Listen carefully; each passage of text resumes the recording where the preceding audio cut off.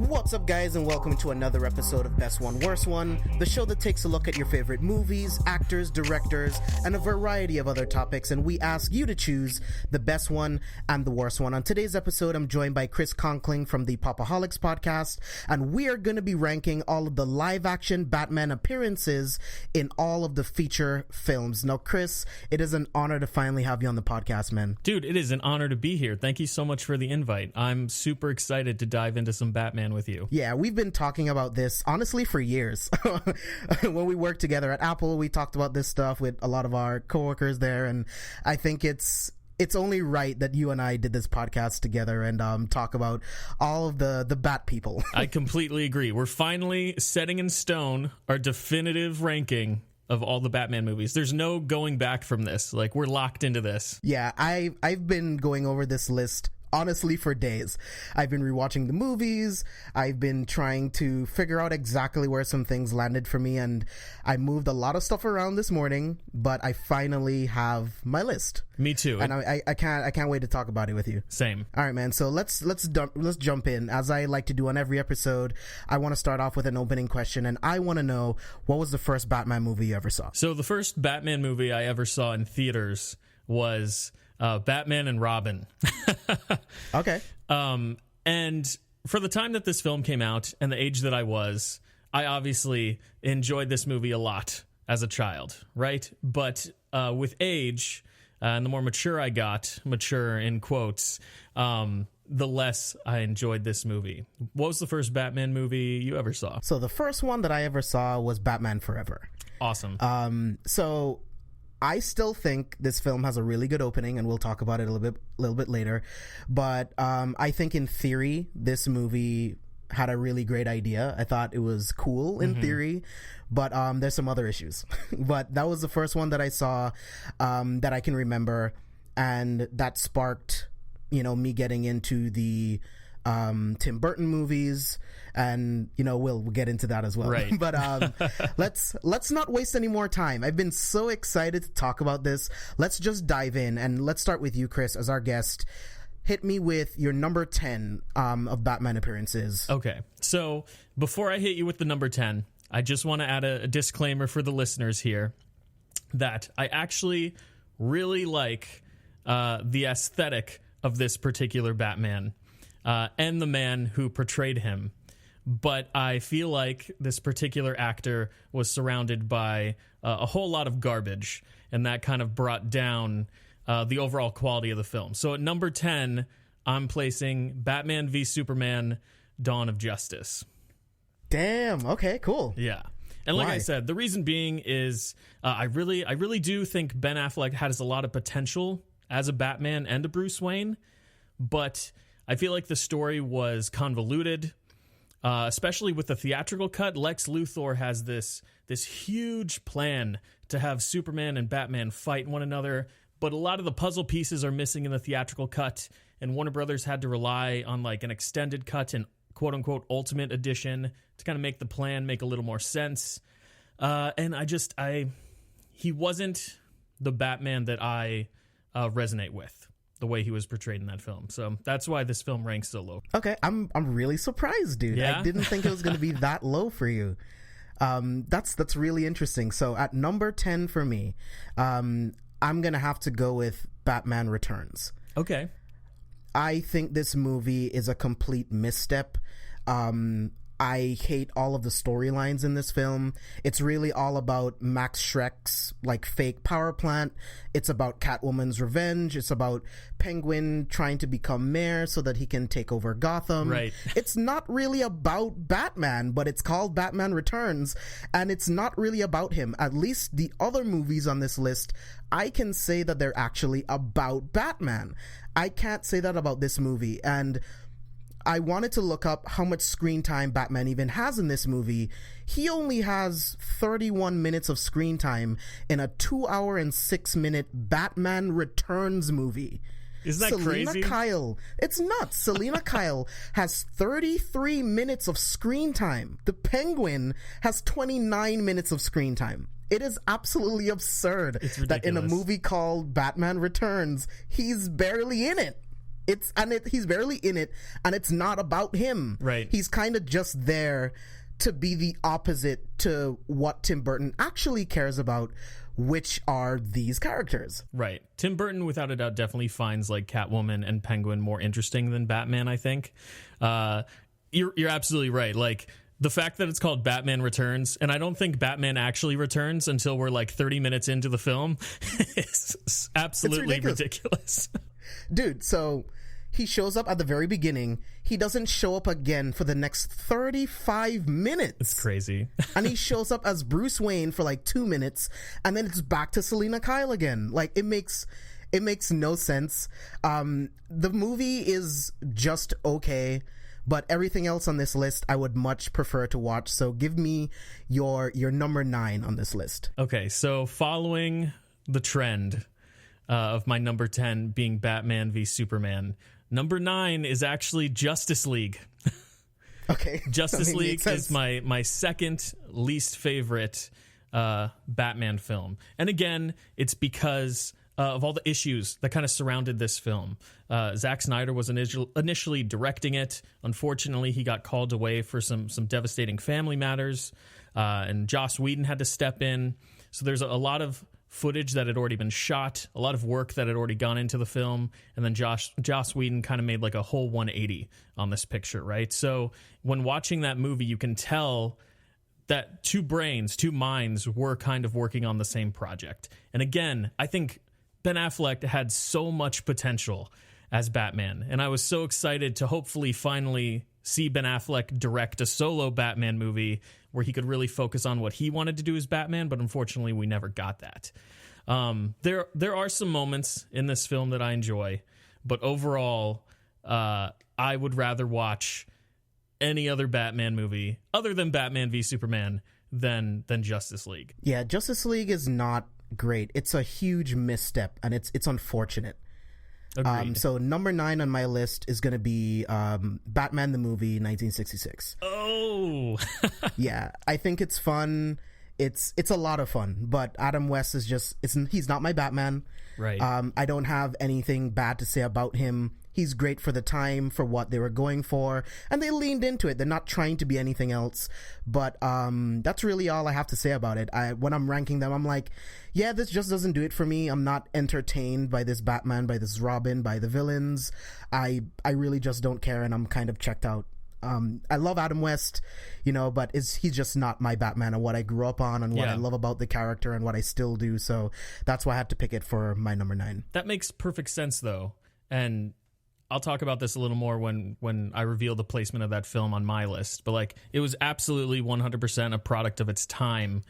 And if that type of Batman doesn't resonate with you, then I can completely see why it ranks at number 9 on your list. That makes perfect sense. Yeah, so hit me with your number 8. I'm curious.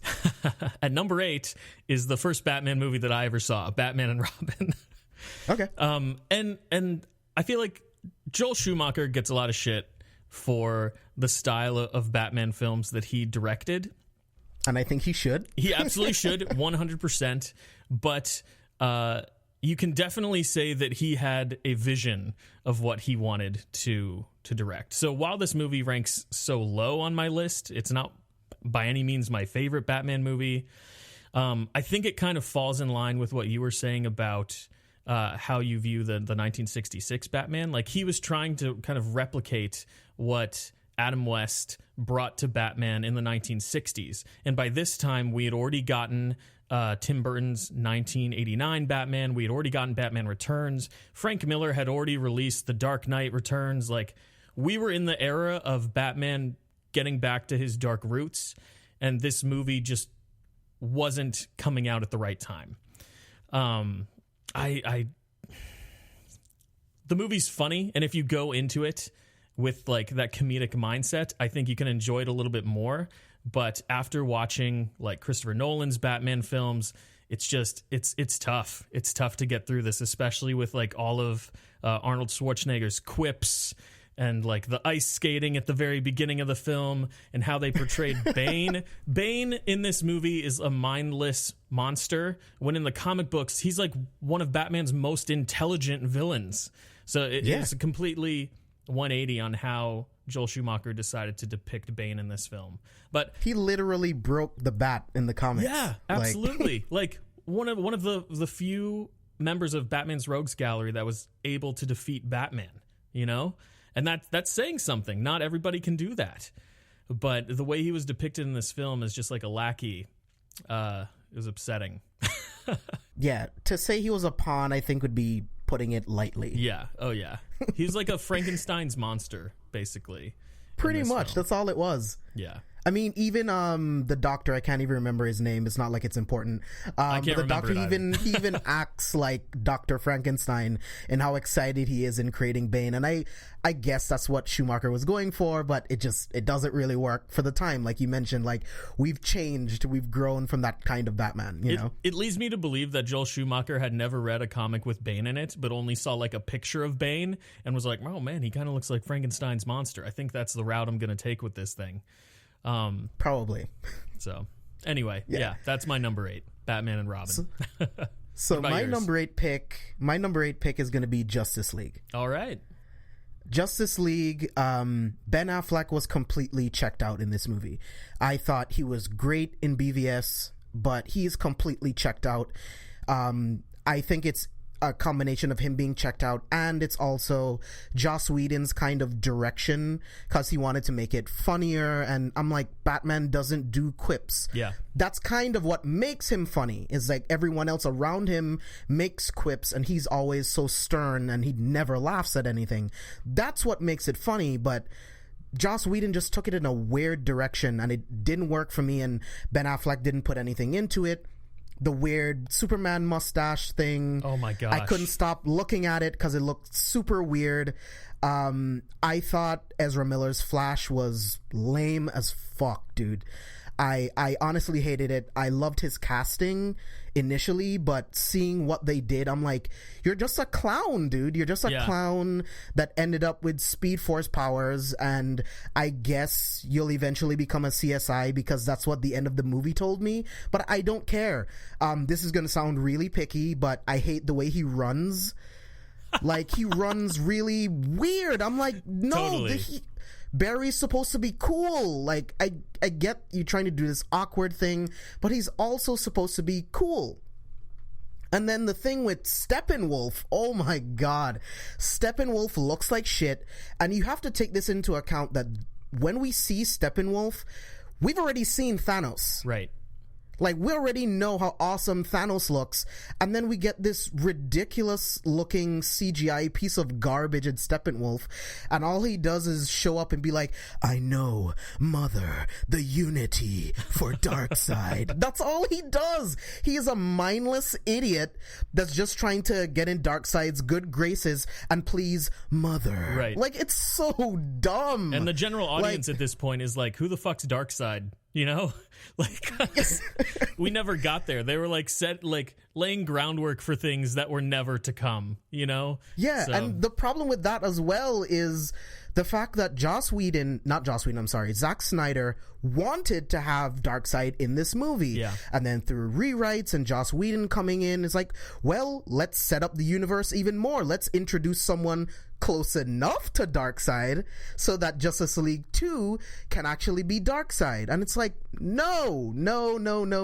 Like, if they did it better, I would have been okay with it. But Steppenwolf was just so generic and so boring. Again, after we've seen Thanos, a villain with actual depth, right? You know, and it was just ridiculous. And something else that I don't like about this movie is Cyborg.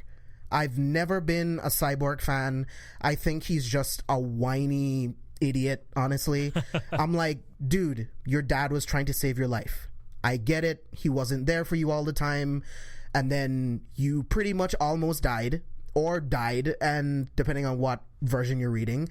And then you're rebuilt by your father working with the father box, mother box, again, right, depending on what you're reading. But I just find him to be really whiny until he finally gets into who he actually is as Cyborg, like a mature Cyborg, then I like him. I don't want this version of him in this Justice League movie. I would have preferred a more seasoned version, because you're not giving us origins for any of these characters. Right. So why not just give me a seasoned version of him? You know what I mean? Like, yeah, exactly. And they were even weren't they planning on making a solo Cyborg film? Yeah, like and then it was going to be a buddy cop movie with the Flash, and I'm like, that's a dumb idea. That sounds awful. Like, would you really go and watch a solo Cyborg movie? It probably not, you know, like I definitely think they could have handled the world building of this franchise so much better. Like from the get-go with Batman v Superman, like we didn't know anything about this particular Batman. They were assuming the audience was going to like bring a lot of what they already knew to the table to like fill in the gaps for the creators. And it's exactly the same with Cyborg, you know, like there wasn't a lot of him in that film. So those of us who do read the comics had to fill in some of the gaps on our own. God knows how general audiences perceived that character. But I completely agree with you. Yeah, it's crazy, man. But let me get your number 7. So my number 7 is Batman Returns. I put it a little bit higher on the list than you, only because I think I appreciate the Tim Burton films a little bit more for what they brought to the overall Batman franchise in our culture, right? Tim Burton did a lot to help Batman move forward in this particular culture. And then obviously, well, Joel Schumacher kind of set us back a little bit. But a little. Yeah, I absolutely still think it's ridiculous that there's so little Batman in this film. But I don't really mind Danny DeVito's performance as the Penguin. It's a weird Tim Burton-y Penguin, but I think Danny DeVito was a good choice. Not a whole lot like the Penguin we get in the comic books. You know, the Penguin we get in the comic books is more like upper class, like gangster, stuff like that. But this one is more like Monster of the Week type of like really creepy mutant type of version of Penguin. But yeah, and that's what you would expect from Tim Burton. But yeah, definitely. That doesn't mean that it has to work for me. Right. Catwoman falling from like a window and being resurrected by cats, and that's how she gets her powers. Stupid. It's ridiculous. The costume's kind of cool. Again, it's cool because it's a Tim Burton version of that particular costume, and you look at that costume and you're like, oh, that's absolutely Tim Burton's vision, like with all the stitches, and it's like she's been sewn back together, you know, and it looks cool, but it doesn't really add anything to the overall quality of the film. So that's why it ranks so low in my book. Yeah, so my number 7 is going to be Batman and Robin. All right. So I love Batman and Robin. This movie is absolutely absurd. I saw it when I was a kid and I actually thought it was good, but then seeing it as an adult, I'm like, whoa, this movie is probably one of the worst movies ever made. But I love it for that reason. It is absolutely absurd. The Bane is it's ridiculous how wasted Bane is. Bane! Oh my god. Like he's just a giant meathead idiot. Poison Ivy, like she's just a sex thing. I don't even know what else to call her, really. She has no substance to her character. I mean, they try to. It's like, oh, she cares about the earth, the environment, but when she gets around anyone, she's just trying to fuck them, really. Yeah, she's over-sexualized, definitely. Yeah, completely overly sexualized. And, I mean, George Clooney as Batman, I mean, come on. That was just... I'm sure someone was like, oh, he would look great as Bruce Wayne, so I guess he can be Batman, you know, because it's just going to be a stunt guy for the action stuff anyway. Yeah. But, I mean, what I love about this film is the ice puns, the absurdity of it, the fact that Batman, Robin, and Batgirl drive back to Wayne Manor, then drive back to the middle of the city just to change costumes while they only have 11 minutes to thaw the city. Right. Just so they can sell toys. It is absolutely batshit crazy. And again, the ice puns, they make me laugh every single time. And I would watch this movie over any of the other movies that I have ranked lower. Like, it's crazy. Dude, like I said, Joel Schumacher was totally leaning into that, like, 1966 camp that Adam West brought to the franchise. And I get it. Like Christian Cady, one of my co-hosts on the Popaholics, when we were in college, he actually totally changed my perspective of the Joel Schumacher films. Like he's the one who initially was like, dude, just go into them and have fun. Like don't watch them as if they're going to be serious Batman movies. Just watch them as if they're comedies, and I promise you will enjoy yourself way, way more. And yeah, I mean, that's he's the only he's way not you can do wrong, it. you know? Like you just got to lean into it. What killed the dinosaurs? The Ice Age. Oh my god. It's great. It is great. Nice to meet you. All right, hit me with your number 6, Chris. All right, so my number 6 is Batman Forever. Okay. Out of all of the kind of like one-off Batmans, I think Val Kilmer's probably my favorite. I think he's so much better than George Clooney. Boy, do I wish he could have stuck around for Batman and Robin. I think that would have definitely made that movie better. He wouldn't have fit with the tone, though. Yeah, I get it. It's while both films, Batman Forever and Batman and Robin, are more campy than the two Burton films we got before that, I can absolutely see where you're coming from, where like Val Kilmer just did not suit the comedic tone of that film. So I get it. There are a lot of good things about this movie. I like Jim Carrey's performance as the Riddler. I think he was good casting. Oh my God, if we had gotten Robin Williams as the Riddler like they originally wanted, that would have been amazing. That's insane. There's another universe out there where that happened, and Batman Forever is one of the best Batman movies ever. But I think Jim Carrey was good, like secondary casting. He's wacky. He's able to. He kind of channels that like 1966 Riddler. I think not James Earl Jones. Oh my God, Tommy Lee Jones as Two-Face. Like it's terrible. He's like, awful. And the opening scene of that movie where he's like stealing the vault from the bank, and you have the security guard in there, and there's like the boiling acid. It's boiling acid. Oh my God, Jesus! It's so ridiculous and over the top. But again, like if you're able to lean into it and you know what you're getting into, it's okay. It's by no means sure. the best Batman movie, the best portrayal of this particular character we've ever seen, but it's all right. And that's why I think Batman Forever kind of falls at my number 6, like kind of right in the middle, middle of the road. I would watch many other Batman movies prior to watching this movie, but I re-watched it again recently for our recording here, and it's okay. I like Val Kilmer. Well, there's really nothing else to say about this flick. Yeah, Val Kilmer is pretty good, and that's one of the reasons why I like it, which is why it hasn't come up on my list yet. So I will give you my number 6, which is Batman v Superman: Dawn of Justice. All right. Now, the reason why this film is so high up on my list is because Ben Affleck as Bruce Wayne and Batman, he absolutely kills it in this movie. He absolutely kills it. He's like, the Daily Planet, do I own that, or is that the other guy? Yeah. Like he just kills it as Bruce Wayne. And then the physicality, the way he looks, everything about it, that fight scene in the warehouse, it is the best Batman fight scene that has ever been put to screen. Oh yeah, definitely. And I would love to see someone fight me on that. It is the greatest Batman fight sequence we've ever seen. I think it is the best Batwing we've ever seen. I love Jeremy Irons as Alfred. I think he's great. I think the score is great. I think the idea of Lex Luthor is great.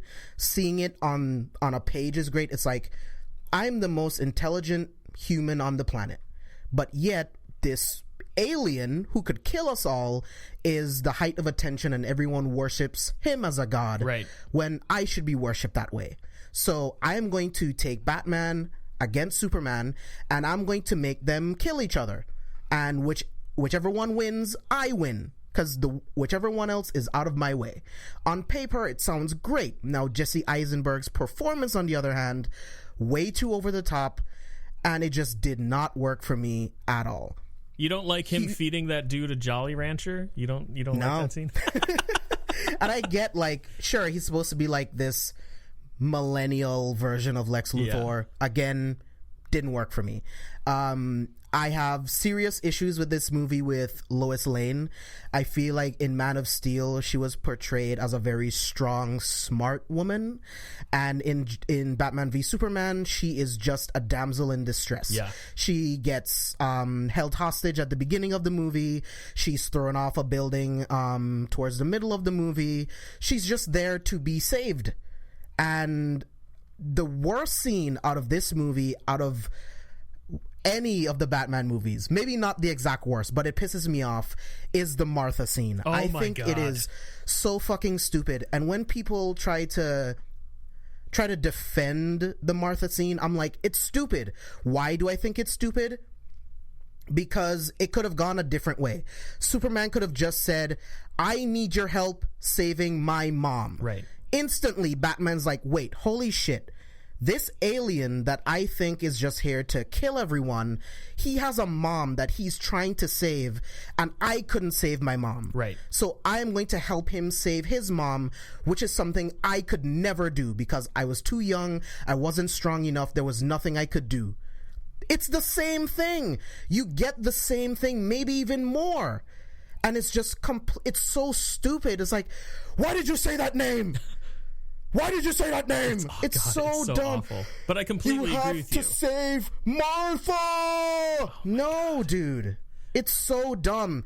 I need your help to save my mom. Yeah. It's taking that route is so much more human, right? Like you just said, it's helping Bruce see the humanity in this thing that he views as an other, as an alien, you know? And I completely agree with everything you just said. I have no idea how that conversation got so far into the process where they actually filmed it and released it. And no one at any point in time was like, don't you guys think that this, like, there's a better way to do this?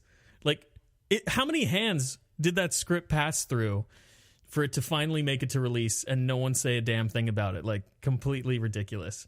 And yeah, to your point with Amy Adams, like, she's a plot device. Like, the only reason she's in that film is to get Superman where the story needs Superman to be.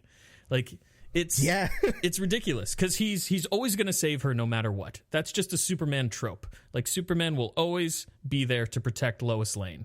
So we need to put Lois Lane in danger where we need Superman to be.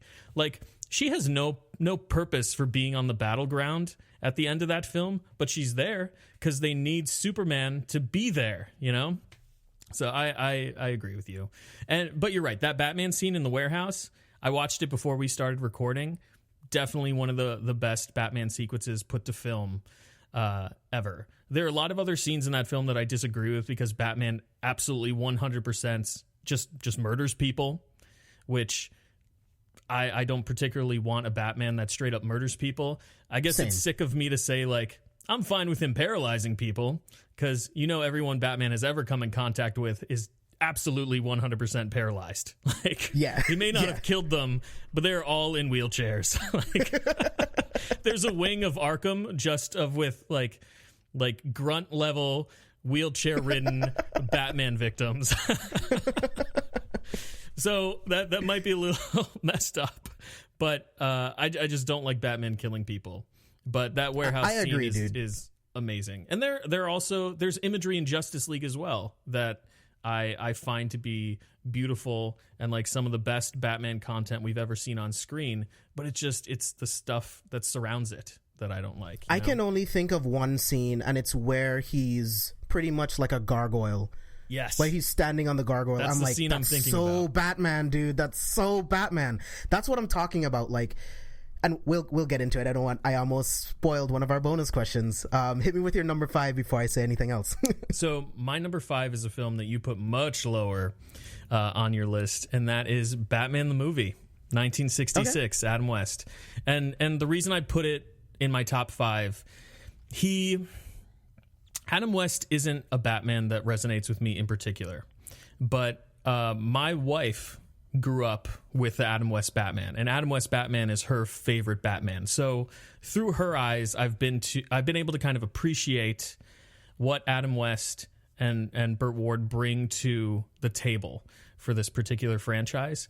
And I think in terms of representing what Batman was in that particular time period, like we talked about earlier, this movie does an excellent job. Like, this is absolutely the Batman of the 1960s. Like, this is what people knew Batman to be at that point in time.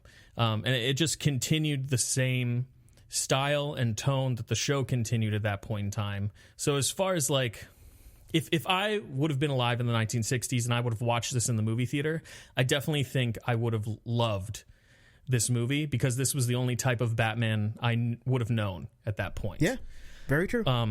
Yeah, the plot's ridiculous with like his rogues gallery trying to like dehydrate people and like rehydrate them, and there's some legitimately funny moments, just like there are in the 1966 show, like the scene where he's carrying around that like Acme bomb and he's just trying to find a place to put it, and then finally he looks at the camera and he's just like, some days you just can't get rid of a bomb, you know. Like, that shit makes me laugh. I mean, you could fly it over the ocean. Exactly. So there's an appreciation for this movie that I gained through the lens of watching it with my wife, and that's why it ranks in my top 5. Okay, so my number 5 is going to be Batman Forever. Yes. I alluded to it before, but I think this opening sequence is great because we get a new face as Batman. I think Val Kilmer is great as Batman. We get to see him against Two-Face instantly in this bank robbery, and it's cool. He's hanging from this helicopter. He breaks through the glass of the helicopter to beat up this guy to get the Two-Face. Yep. He's saving the guy from the boiling acid. He saves that guy. Like, I think it's a great opening sequence. It's like, boom, now you're in the shit. This is Batman. This is what he's capable of. Look at the gadgets. Look at the new suit. Instantly, you're in. You see Commissioner Gordon. You see Dr. Chase Meridian, who is also here as a sex object, unfortunately. Right. But I also love Jim Carrey as the Riddler. I think this is a weird time for comic book movies. I think this is where we're still trying to figure it out. Do we go straight for the comics? Because I think if you just read the Riddler off the page, instantly I would think Jim Carrey. You know? So when you look at it that way, it's like, oh, on paper, this is amazing. But when you look at it now, it's like, it's a little bit too over the top for me. Agreed. You know, and then I have some questions. How did he doctor the footage of Frank committing suicide? Listeners, you can't hear me, but I'm saying commit suicide with quotation marks. How did he doctor that footage in 1995? Right. How? Like, it's a comic book movie, dude. Like, the villains do whatever they need to do. It's ridiculous. And it's absolutely ridiculous. And the Two-Face transformation, like where he gets the acid in the face, it's such a weird scene because it's like Batman is jumping from a chair. So it's like, was Batman just sitting in his costume in the middle of this courtroom, and then someone throws acid at Two-Face and he tries to stop it? Like, what the fuck happened in that scene? Dude, obviously, man, that's exactly what happened. Like, this is a weird ass Gotham. But I find it hilarious, and I love seeing the villains teaming up. Although I hate Tommy Lee Jones's portrayal of Two-Face, seeing Two-Face and the Riddler together was fun. Yeah. Watching Batman having to go against these two villains was really fun. I would love to see an updated version of this, because Edward Nygma can match Batman in intellect, and Two-Face, depending on what you're reading, is an old best friend. So it's like trying to deal with that. It's a lot. It would put Batman through a physical test as well as the intelligence aspect. Right. You know, so I feel like in concept, it's a great idea. Just unfortunately a product of the time. But I had a lot of fun with the movie. Minus Chris O'Donnell. I think he was written terribly. He's a ward of the state, even though he looks 35. Right. I'm like, okay, it's sure, a very I guess. weird relationship. I mean, the Bruce Wayne Dick Grayson relationship has always been a little touch and go, but in this movie in particular, you're like, Chris O'Donnell is way too old to be Robin at this point. Yeah, I mean, it never really bothered me because I'm like, he sees himself in this kid. Right. You know what I mean? Where else is this kid gonna go? He's gonna become a ward of the state. He's gonna bounce around from family to family, never being happy, and he might run away, do drugs. Who the fuck knows? You know what I mean? So taking him in, training him to get vengeance, to fight for what's right, to help people, to make sure that this never happens to another kid again, which is Batman's whole MO. Right. And I'll get to that with movies that I actually think are better, which is going to be kind of contradictory, but we'll get there. But I just feel like I got that in this film, even though it was weird, and that's why I have it in my top 5 compared to everything else. I'm really glad that you put this film in your top 5. Because like we talked about a little before we started recording, I had a drastically different list before we started recording, and Batman Forever was also much higher in my list. But I was like, I don't think I have the balls to do this. Like, mine was much lower. Really interesting. Yeah. So you actually moved it up in your list, and I moved it down on my list. That's really interesting. Yeah. I couldn't pull the trigger, but I'm glad it's your top 5. Yeah. Hit me with your number 4. So my number 4 is The Dark Knight Rises. Oh, wow. Okay. Yeah. I love the Christopher Nolan films. I think as a trilogy, it's a great Batman trilogy. And there are a lot of great things about The Dark Knight Rises. I think, oh my gosh, I'm spacing on his name. The actor who plays Robin in this film, Jonathan Blake. Yeah, Joseph Gordon-Levitt. Thank you, Joseph Gordon-Levitt. I think he does a great job in this movie. I like that they kind of did a time jump, the 8-year time jump, to see where Bruce Wayne was after The Dark Knight. I was a little forced in that I know that they were trying to get as close as they possibly could to a Dark Knight Returns for this film. Yeah. And they just weren't able to get there. They hadn't set up the groundwork, to adapt that particular comic. Things I don't really like about this movie, I don't really like Catwoman in this film. Really? Okay. Yeah. Wow, I'm really spacing on actors' names today. Lay it on me. Anne Hathaway. Thank you so much. Anne Hathaway. I don't think she did a great job. She's not my favorite part of this film. I think Bane, again, oh my God, what's... Tom Hardy. Why can't people adapt Bane well? Like, he's intelligent at least. I thought he was great. Until the end, I thought he was great. This time around, he's intelligent, which I can appreciate. Fantastic. The biggest problem I have with Bane is his voice in this. Really? Okay. The sound mixing mostly on his voice. Like, you can tell with the ADR that they had to do on Tom Hardy's voice for this particular film, there's something weird going on with the sound mixing where it's much louder than like everything else that's in the movie. And I don't know if you remember, they released because it's hard to understand what the fuck he's saying. Yeah, he's wearing a fucking mask, dude. Like, you can't see his mouth the entire film. Do you remember the preview IMAX footage that they released prior to the film coming out, and how low his voice was mixed in that footage? So I think they may have overcompensated when it came to the final theatrical release, and it was just like a little bit too loud. And this is a super nerdy like nitpick with the film. We're getting into like the sound mixing of it, but those were just some of the problems I had with it. Overall, though, like as an ending for the Nolan trilogy, I think it was a good movie.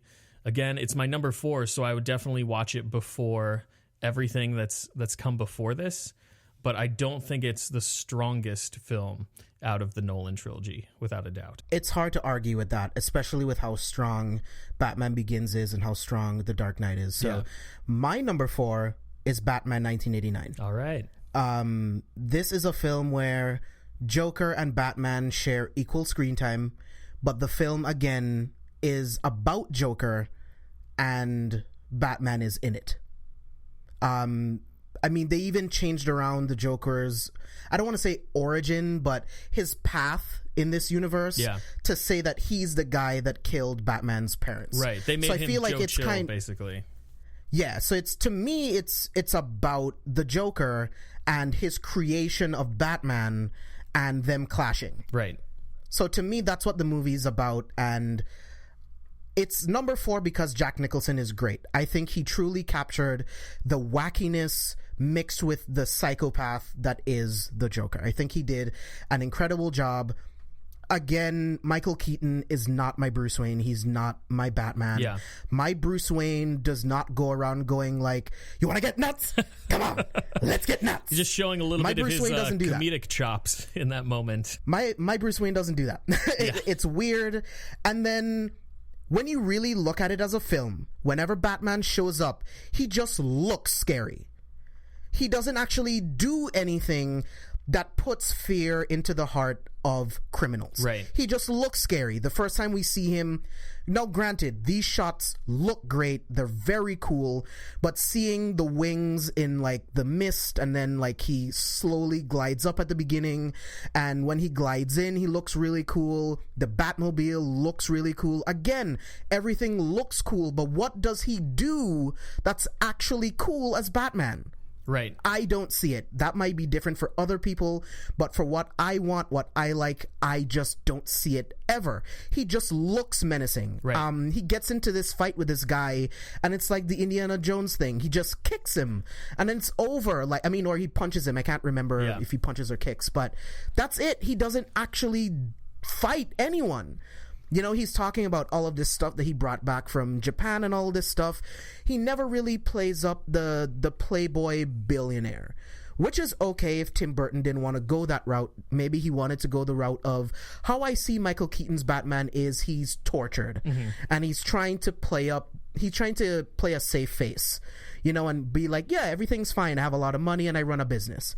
But really, he's just a tortured soul. Right. Again, it's fine, just doesn't work for me. Yeah. But compared to everything else, I feel like this is a well-edited film. I feel like the portrayal again of the Joker is great. I feel like from beginning to end, I feel like this is a solid movie again compared to everything else. Yeah, I completely agree with you on like most of your points. Absolutely. Jack Nicholson set the bar for what a Joker was going to be until we got the next best thing, you know? So for over a decade, like when people thought of the Joker, Jack Nicholson was who they thought of, at least for the most part. And we might get into that a little bit later. I don't know. But yeah, I completely agree with you. I think Tim Burton's trying to portray like an idea of what Batman's supposed to be, and he never quite makes it to the proper execution, like what you're talking about, right? Like Batman's not doing anything to show that he's scary, but he's certainly looking intimidating and scary. And I also think that comes down to the era in which this movie was made and the special effects, the design of the suit, like decisions that they chose to go with.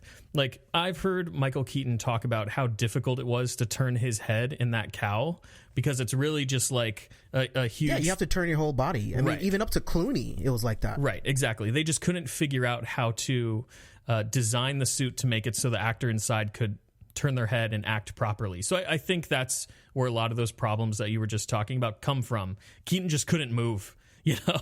He just couldn't move in the suit. So instead of doing all these like crazy martial arts moves to fight villains, he's like knockout punching them once, you know? So that doesn't work for me. Yeah. But you know, it's like what you're saying makes sense, but it's like as a viewer, I don't care. That's not Batman. Right. I want to see Batman punch people in the face. I want to see him break limbs. I want to see him throw someone off a roof, but never kill them, right? Not kill them. But I'm okay with broken bones. Right. Just make it so they need to like amputate a leg or something. Like, they're going to survive it, you know? They'll survive, and they've learned their lesson. They'll never do it ever again. Exactly. That's what Batman's about, teaching lessons. Yes. All right, hit me with your number 3, man. So this conversation leads us right into my number 3. My number 3 is Batman 1989. Okay. So we can continue talking about this a little bit. Like I said, I agree with everything you said. What I really appreciate about this movie is what it gave us. You know, what it showed audiences that Batman could be dark again. Because the only Batman movie we had gotten up until this point was the 1969 Batman the movie. So general audiences had no idea that Batman could be dark. They had no idea that you could get rid of the camp and Batman could still be Batman. You know? We had gotten Frank Miller's comic before this movie came out, So people reading comic books knew that Batman didn't have to be campy, but like I said, the general audiences had no idea. And this movie kind of set the bar going forward. Well, again, with a little misstep there in the late 90s with Joel Schumacher, but it showed audiences that Batman didn't have to be campy if you didn't want him to be. So like you pretty much already said everything that we could possibly say about this film. Like, it's a great movie. I enjoy watching it. I'll come back to it often. That's why I put it at my top 3. Yeah. So, and without this, we wouldn't have gotten Batman the Animated Series. I know we're not talking about animated Batman stuff, but oh my God. Like, thank you, Tim Burton, for allowing someone else to make something even better than what you made. Yeah, most definitely, because... I almost did it again. We'll get there. So, rounding out my top 3, it's going to be The Dark Knight Rises. I'll be honest, I literally cry at the end of this movie every time I see it. It's just something about... Even if it's just... like, there's a theory that Alfred is just kind of dreaming... that Bruce is alive and he's safe. So even if you look at it from that perspective, I love that he finally got closure. He's able to move on and have a normal life with Selena Kyle. Someone else will continue to be Batman, be that symbol that he always talked about. And watching Joseph Gordon-Levitt rise with the score. Oh, yeah. I love Batman so much. I don't know what it is. It chokes me up every single time and I lose it. And when you look at it from the other perspective, where it's like he actually did die, and we find out that Commissioner Gordon now knows who he is, and Alfred is at the grave scene and he's talking to his parents and is like, I failed you. I promised you that I would take care of him, and I failed you. It kills me every single time, especially again with The Rising. It kills me every single time. I love Tom Hardy as Bane. He breaks the bat. He's not this huge hulking guy, but when you take Batman away from 8 years, he's clearly out of the game. He's now against someone who is as physically strong, even stronger than he is. Bane never stopped. Right. He's had to protect himself ever since he was a kid born in this prison. You know what I mean? So I loved everything about that. The only thing that I don't like about this movie is the fact that Batman took 8 years off. Mm-hmm.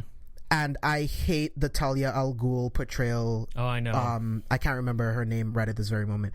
But I hate it. That's not Talia at all. And Batman taking 8 years off, fuck you. Like, Batman made a promise to make sure that this would never happen. What happened to him would never happen to another kid ever again.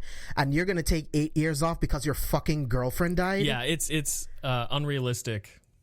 At least for Batman's psychology, you know? Yeah. He has ruined relationships. He's refused to get into relationships. He's ruined friendships so that he can keep this promise. And he takes 8 years off because of fucking Rachel? Right. No, dude. So that's the only thing that really pisses me off about this movie. And the fight sequences. The fight sequences in this movie are terrible. Yeah. If you go back and rewatch those fights, there are guys who just fall. They just fall without being touched so that it can look good, because it's like, oh, Batman is beating up all of these people. The fight sequences are terrible. Nolan does not know how to shoot action. It's terrible. But as an overall film, from beginning to end, I can watch The Dark Knight Rises over and over again. And again, I will cry every single time at the end of that film. Dude, I completely agree with you. The ending of that movie gets me as well. Like, same sequences that you mentioned. That speech, though, that Batman gives Commissioner Gordon right before he takes off in the Batwing gets me so choked up. When Gordon finally realizes, like, Bruce how he himself affected this hero by simply, like, giving him his coat and telling him it was going to be okay. Like, he's partially responsible for creating Batman. And he's been working with this person for years without ever knowing that. It's just, oh man, I'm getting goosebumps talking about it now. It's so emotional. I really do wish that we could have gotten a continuation of this Batman universe with Joseph Gordon-Levitt, either becoming another Batman or a Nightwing, whatever you wanted to do. Because I know that Jonathan and Christopher Nolan had their own idea of what they wanted a quote-unquote Robin to be. So whatever they thought was going to happen, I would have been okay with seeing at least one more with him as the lead, but we're never going to get that. Yeah, dude, that speech, like you mentioned, dude, like I'm getting choked up just thinking about it. It's such a great sequence. A hero can be anyone, even someone who knows the importance of putting a coat around a young boy's shoulders. Oh, I know. To let him know the world hadn't ended. And I'm like, oh my God, this is so sick. This is so sick, dude. And he's like, Bruce Wayne? And I'm like, oh my God, he finally figured it out. Like you said, he's been working with this guy for years, helping him save the city. And now he knows that he has been this huge influence on this kid just by doing one small thing. You know what I mean? Like it's brilliant. Like you said, we talked about this for long already. So I'm curious. I'm wondering if we have the same number 1 and number 2. I think we hit might. Me with your number 2. My number 2 is Batman Begins. Same. All right. So Awesome. let's just talk about these two films at the same time. So start me off with why you chose Batman Begins as your number 2. So this movie is one of the best Batman movies to ever exist. We were coming off of Batman and Robin, and the general audience, again, we have these periods with Batman where like it takes one visionary to show us that Batman can be better than what he's been in the past, whether that be Tim Burton coming off of the 1966 Batman movie or Christopher Nolan coming off of Joel Schumacher's Batman and Robin. We need to like create some type of paradigm shift in the Batman franchise. And this movie does such a great job of adapting Batman Year One and giving us a realistic and gritty origin for this character. What Christopher Nolan did by setting Batman in a quote unquote quote real world really changed the way people look at and appreciate this particular character. I think this is the perfect Batman origin movie. I don't think you could ever do the origin ever again because Nolan just did it to perfection. Absolutely. It always pains me to see his parents die, but again, it's important for you to see that so that you can see, you know, where he started and where he's gonna go. I love the relationship with Rachel. You know, I do hate that her death had such a huge effect, but I do love that relationship between them. I love seeing him really just like stumble to where he's like actually willing to kill Joe Chill. You know what I mean? And then Rachel slaps him and he has to stop himself. And he doesn't stop himself. This lady kills him on behalf of the mob. Right. And he doesn't get the chance to, and he leaves. He goes to train. He goes to this prison. He fights all of these guys so that he can learn how to defend himself. And then he gets real training from the League of Shadows where he meets Ra's al Ghul. And I love all of this stuff. Like, it's true world building. It's true Bruce Wayne and Batman building. It's a great setup for that universe. Yeah, you get to see him meeting Lucius Fox and building all of the equipment. He's like, yeah, I'm going spelunking, so I need this special suit. You know what I mean? And it's like, don't treat me like an idiot, Mr. Wayne. Just tell me like what you want and I'll do it. This is all your stuff anyway, you know? I love the Tumbler. I love this Batmobile. I love that the cowl is like a helmet. You know what I mean? Yeah. Well, it's not a helmet yet, I don't think. Batman not Begins, in this it's film. It's still doesn't it still like move down to his shoulders? Like yeah, it does. Cowl? I'm thinking ahead, but I do love this suit though. Again, terrible fight sequences, which is why it's really shaky and he cuts away a lot. And then by the time you get back, you just see guys on the floor. Right. There's a lot of darkly lit shots to kind of mask his inability to direct action. Yeah, but Christian Bale is amazing as Bruce Wayne. He is amazing as Batman. I love everything about Batman Begins, and honestly, the more I see it, the more I love it. Yeah, I'm in the exact same boat. Every time I watch it, I like it more and more and more. It's an excellent movie. And what's great about this movie and the movie that we're probably, well, if you're keeping track, movie that we're going to be talking about next is that they're not just good comic book movies, they're good movies, which I think is a difficult line to ride, at least when these movies were being released for the comic book genre. So very impressed with everything Nolan was able to do with this particular film. Yeah. So let's get into it. Let's talk about our number one. What's your number one, James? I don't know. The Dark Knight. Yes. This film is absolutely incredible. Chris, I'll let you start it off. Oh my God. This for a very long time after this movie's release, this was my favorite movie of all time. Right? It's a fantastic Batman movie. It's a fantastic crime movie. The this is going to be cliche, the place that I'm starting, but Heath Ledger's performance in this movie is out of this world. Yeah, exactly. Transcendent. Like, his performance as the Joker, there are scenes where I didn't know whether I should laugh or be terrified, and that's what the Joker in the comic books wants you to feel, right? Yeah. Like, he wants you to laugh at him because at heart, he's this sadistic comedian, right? So, like, if he's telling a joke, you better fucking laugh, right? Yeah. Or he's going to kill you. But also... Or he might just kill you anyway. Right, exactly. But also, he wants you to be afraid of him, right? He's this complete, agent of chaos, as they explain in the movie as well. And when we were talking earlier about Jack Nicholson and how he set the bar as the Joker, like, this was the other movie that I was talking about where things changed and we saw Joker on screen that we had never seen before, nor had we ever expected to see. And it's tragic that Heath Ledger put so much of himself into this role that he ended up, having problems sleeping and overdosing on medication. That's the tragic part of this particular film. But his performance is so spectacular, and winning an Oscar for this movie, even after death, completely deserved. Christian Bale is also great in this film, but I would say that Batman, like some of the other films that we talked about, is a supporting character. For sure. This film definitely focuses a lot on the Joker, and how could it not with that spectacular performance? We kind of touched on a little bit just now when we were talking about Batman Begins. They finally figured out how to design a Batman suit in the real world, making the cowl just a helmet and then giving him like neck protection. Excellent job.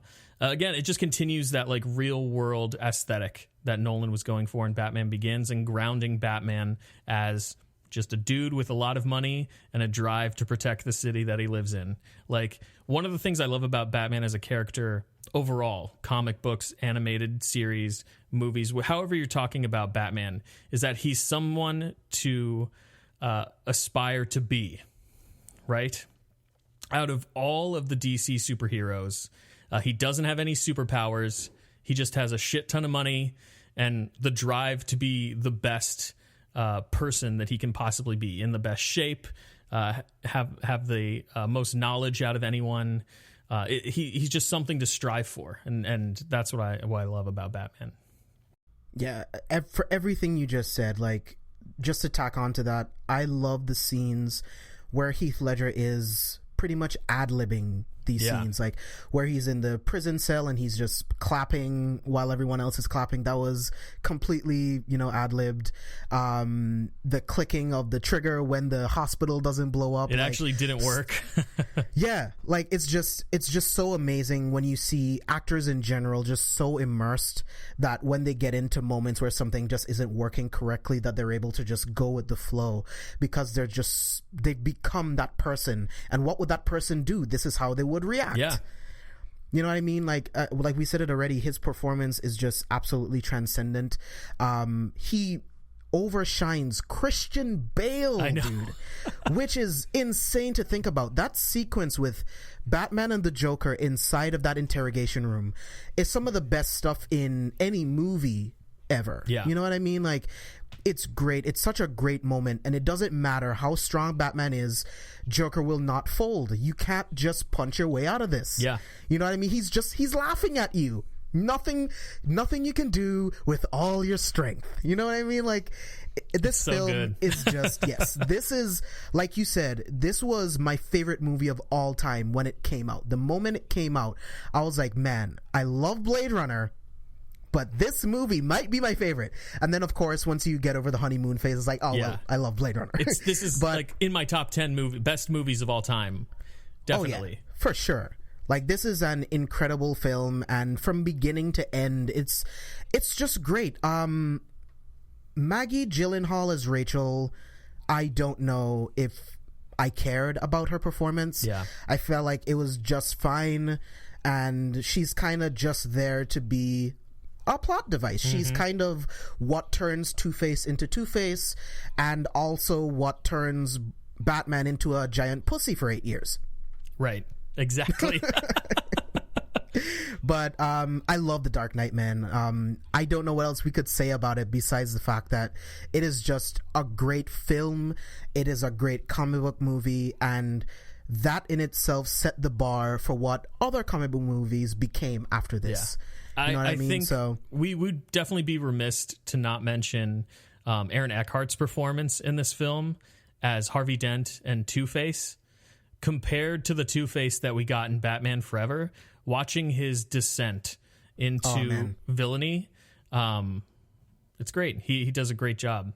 And the way in which they portrayed like the burned side of his face as Two-Face, a lot of great special effects and VFX went into that makeup. It was very cool. Yeah, it looked great. Yeah. Yeah, I just felt like if you went practical, it would have looked too silly. It would have looked like Tommy Lee Jones in Batman Forever. Yes. Yeah, so going with the CGI, it was the great choice of being able to like literally see inside of his jaw. Yeah, that was sick. Like it was haunting, and like you said, his descent into this madness. Like Joker said, some people just need a little push. Yep. And like, I just wish we got more of Two-Face. I wish they didn't kill Two-Face. Me too. I felt like Two-Face would have been a great villain to have later on. And I also wish, and this is just me being a comic book fan, I wish that Two-Face was his best friend. I think you could have gotten a lot more out of that character, because then you have to kind of choose between being Batman, being with Rachel, and seeing your best friend happy because he's dating Rachel. Yeah. You know, it's less of a love triangle and more of, oh, that's my best friend. This is the woman that I love. You know, it's more about that, and it's the definitely relationships one instead extra of thing that they could have added to just sweeten the pot. You know, this movie has so many fantastic things going for it already, but if they had just added that little detail, and granted, they do try to build a relationship between Harvey Dent prior to him becoming Two-Face in the film, between Harvey Dent and Bruce Wayne. So at least we have that. That's something we didn't even get in Batman Forever.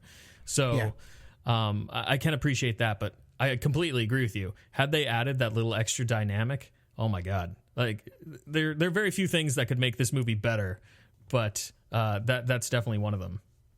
Yeah. So I want to get into the bonus questions before we wrap up. All right. I want to know, who do you think is the best live action Batman? So, out of all the Batmen that we've talked about, my favorite, as of right now, is Christian Bale. I think he's the best live action Batman, just because of his physicality, and he does things as Batman that we didn't get to see Keaton do as Batman. Like we were talking about, he's able to move a little bit more in the suit. He's not only able to look intimidating, but physically be intimidating, show this seedy underbelly of Gotham that he is something to be feared as an idea and a physical presence, right? There are some qualms I have with him as Batman. I think his grunting is a little excessive, but at that point in time, I think it was a good choice, right? It was one way for Christian Bale to differentiate his Bruce Wayne from Batman. And they kind of took that idea into BVS and into Justice League, with instead Ben Affleck using a voice modulator, which is brilliant. That's what they should have done in the Nolan films. But granted, for the Batman that we got in those films, he's absolutely my favorite portrayal out of everyone. Who's your favorite live-action Batman? So I'm really torn with this, and I went back and forth maybe 6 times. But wow. I have to say, based on all of the appearances, Christian Bale as well. Awesome. If I only saw BVS, I would say Ben Affleck in a heartbeat, because again, I feel like his Bruce Wayne was incredible. I felt like his Batman was incredible. He was definitely someone you feared, and when you got into a fight with him, you knew you were fucked the moment you even pulled your gun. So the fact that the fear aspect of Batman, it is all in Ben Affleck. But his portrayal in Justice League is insulting, and it's terrible. Some I think, again, is Ben's fault. Some I think it's Joss's fault. But I have to give it to Christian Bale. He's consistent throughout all three of these films. He's great in both roles. And I think I actually really like the grunting, if you will.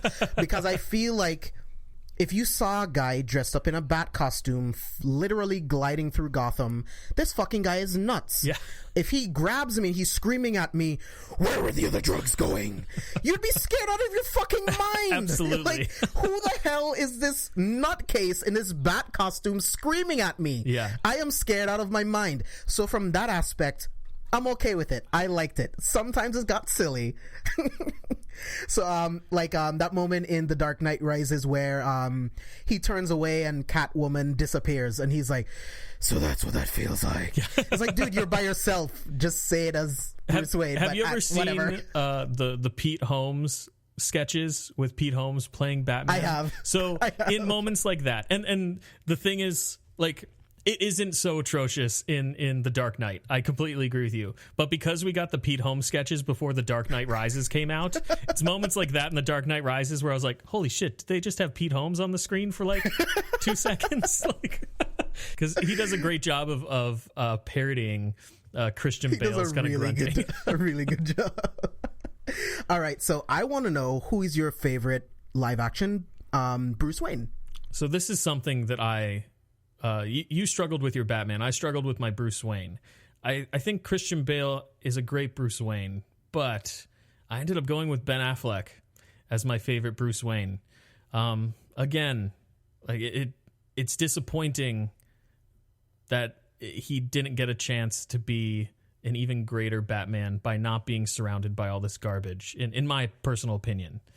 Because the scenes with him as Bruce Wayne and the scenes with him as Batman in Justice League and BVS were the best parts of those films. I didn't choose him as my favorite live-action Batman because, again, Batman kills so many fucking people in those movies. And it's just a line that Christian Bale is able to walk and Ben Affleck was not. But as far as... I just wish people would act like they remember that Keaton's Batman also killed 100%. many people. Yeah. So you can't be angry at Ben Affleck's Batman and then be okay with Keaton's. Yeah. Because he murdered a lot of people. So I don't want to go too long on a rant here, but Affleck breaks some bones. He might, snap a few necks and shoot some people. Keaton's Batman blew someone up. Yep. And he also lit someone on fire. Yeah. Ben Affleck's Batman also blows somebody up before going into the warehouse. But that's precisely why I chose Christian Bale as my favorite live-action Batman, is because he's the only Batman out of all of the live-action Batmen that is able to walk that line. Yeah, no guns, no killing. Like Pete Holmes? But yeah, Ben Affleck does such a great job portraying that, like, that wealthy persona, that super rich guy. He's apathetic. Like, he's a very, very good Bruce Wayne, and I'm sad that I won't get to see him as Bruce Wayne in anything else. Who's your favorite Bruce Wayne? I chose Ben Affleck as well. Nice. I thought Christian Bale was phenomenal as Bruce Wayne. I only chose Ben Affleck slightly more because I love my Bruce Wayne to be a fucking douchebag. Yeah. Like that scene I mentioned before, he's like, the Daily Planet, do I own that or is that the other guy? Right. Like, he's such a piece of garbage.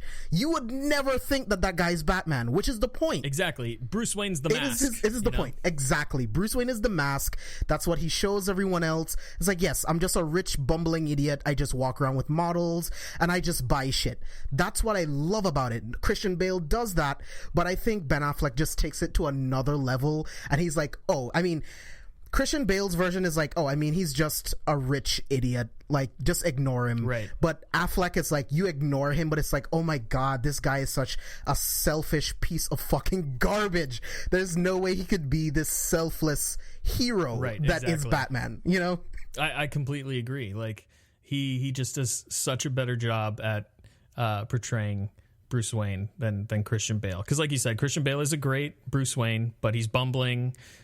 He plays up the fact that he's a lot of money, but Ben Affleck is more of an asshole, which again helps to differentiate between the Bruce Wayne and the Batman persona, which is the point.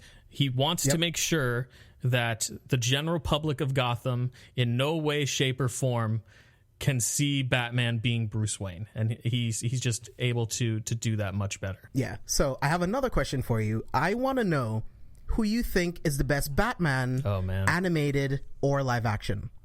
So you probably, I have a feeling you already know what my answer is. I mean, there's only one answer, really. I'm just testing you at this point. Dude, it's Kevin Conroy. Kevin Conroy's Batman, dude. Like, the Batman the Animated Series was the beginning of my love affair with this character. Like, it's my childhood. It set the foundation for why I love Batman as a character so much. And even Kevin Conroy made choices when he first got the role of Batman in that first episode, and he made decisions that would help differentiate his Bruce Wayne and his Batman. His Bruce Wayne is very, very lighthearted, a little bumbling, like we just talked about, plays up the rich boy aspect, but every time he puts on the cowl and becomes Batman, again, his voice like drops an octave. He becomes a little more gravelly. And he's super terrifying, dude. He's terrifying. Yeah, absolutely. Whether you're watching Batman the Animated Series or whether maybe you're a little bit younger than us and your first exposure was the Arkham games, he's just overall a fantastic Batman. When I read Batman comics, Kevin Conroy's voice is the voice that I hear in my head. Yep. Like, he's the only voice I will ever hear in my head when I'm reading Batman. He's just phenomenal. And we might be jumping ahead a little bit, but I'm so excited that he's finally been cast in a live action version of Batman. I have no idea what that's going to look like. I know you still watch the CW DC shows, right? I do. So, I mean, he's just going to be the Batman Beyond version of Bruce Wayne. Right. So I can't wait to see him in that blazer and the gray turtleneck with the voice, because he voices Bruce Wayne in Batman Beyond. It's gonna be sick, dude. Dude, he deserves this. Nuts. Like, he definitely deserves this. He should get his face on screen, because like you said, Kevin Conroy as Batman, as voice of Batman, shaped my entire life, dude, because that's how I got into comic book characters. That's how I got into comics. Yeah. That's how I got into other stuff. That's how I got into podcasting. Like, it really all stems from where my love of comic book characters began, and it's with Batman the Animated Series. It all stems from Kevin Conroy, and I can't wait to see him in the crossover for Crisis on Infinite Earths. It is going to be sick. I fell off of the CW shows several seasons ago, but I'm absolutely going to watch those episodes because I'm so interested to see what his live action portrayal of Bruce Wayne is going to be. We've listened to him for over 20 years be our Batman, and to finally get and you know, we've seen him in interviews, so we know what he looks like, and like I've watched him age over the years, but like to finally get to see him on screen as Bruce Wayne, it's going to be something special, I have a feeling. Yeah, right now I'm only watching The Flash and Legends of Tomorrow. I gave up on Arrow at the end of season 3. And Supergirl, I gave it 8 episodes, and then I'm like, it's just not for me, man. Yeah. I'm not going to shit on this show. It's just not for me. Right, and there's nothing wrong with that. 8 hours of my life, and it's just, if you can't hook me after 8 hours of material, then... there's nothing. Something is just not resonating, and that's totally okay. Before we leave, I want to talk about your thoughts on Robert Pattinson as Batman and your anticipation for The Batman with Matt Reeves. So I, contrary to what everyone on the internet thinks, I'm actually very excited. Being that I've lived through several different iterations of Batman, I've kind of learned that you cannot put the cart before the horse. Like, you can't judge an actor's performance of Batman prior to actually seeing him on screen. So when they announced that Robert Pattinson was going to be Batman, I was like, okay, let's go on this ride. Like, I'm not going to pass judgment until I see him do it. A lot of people have only seen him in Twilight, so they kind of associate his acting to those particular films. But the dude's a great actor. Like, outside of Twilight, really is. He's amazing. So I definitely think he'll be able to pull off. I think he'll be able to pull off Batman and Bruce Wayne. When Heath Ledger was cast as the Joker, everyone was like, the Knight's Tale guy is going to play the Joker? Like, and everyone was uproarious about it, like up in arms, right? Because people don't think objectively, dude. Like, Right. you can't judge someone off of one role. Hugh Jackman is the perfect example that I give every time. You love him as Wolverine. That was his first acting role ever. Right. He was a Broadway performer. It was his first acting role ever in a feature film. Right. And now we can't see anyone else as Wolverine. It's so be crazy. objective. Look at his stuff outside of Twilight. If you were an actor, taking Twilight was the best thing you could think to do in your young career. Right, absolutely. He was in Harry Potter. He died off.